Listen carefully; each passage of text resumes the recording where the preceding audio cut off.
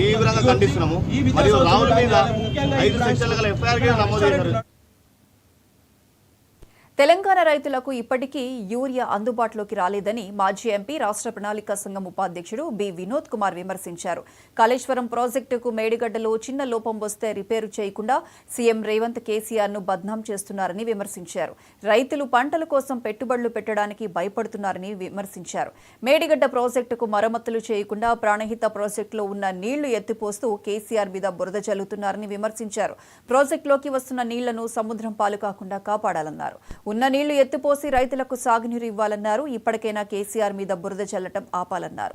రైతాంగాన్ని ఆదుకోవాలని కోరారు. కాళేశ్వరం ప్రాజెక్టు కుంగితే సేఫ్టీ అధికారుల నిర్ణయం ప్రకారం మరమ్మతులు చేయాలన్నారు.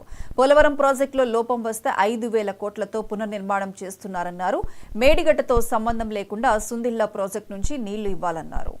సిరిసిల్లలో సాయంకాలం ప్రెస్ మీట్ పెట్టి గట్టిగా చెప్తామని చెప్పి కూడా నేను ఇవాళ ఉదయం పూట నుండి హన్మకొండ నుండి ప్రయాణం చేసి ఇక్కడ దాకా వచ్చిన చాలా పెళ్ళిళ్ళ కాడ మా రైతు మిత్రులు, మా పార్టీ నాయకులు, ఆఖరి చివరిగా మా ఆడబిడ్డలు కూడా వచ్చి నీళ్ళే వస్తాయనయ్య, ఇదివరకు పుష్కలంగా పోయేది కదా కాకతీయ కెనాల్, ఇప్పుడు అవపడతలేవు అని కూడా మాట్లాడతారు కొందరు.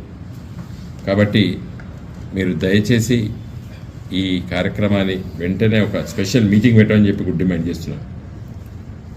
ఇట్లాంటి ఈ డ్యామ్ సేఫ్టీ అథారిటీ కేవలం సూచనలు ఇవ్వడానికే పనిచేస్తుంది. అదేమి రిపోర్ట్ అంటే ఏం రిపోర్టు అయింది కుంగింది అని ఇస్తాడు, అంతకంటే ఏమి ఇస్తాడు. ఇప్పుడు